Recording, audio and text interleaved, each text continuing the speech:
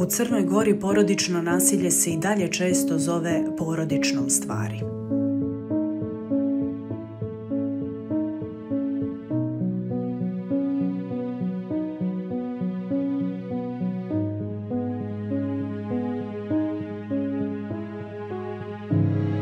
Ali ljubav ne boli, nasilje nije ljubav i nije sramota tražiti pomoć.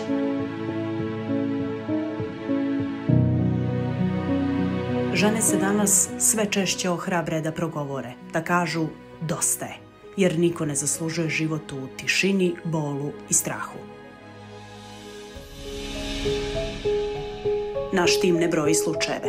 Mi brojimo živote koji su spašeni, zagrljaje koji vraćaju nadu. Ja sam preživjela. Svaka prijava je početak slobode, svaki glas protiv nasilja korak ka promjeni.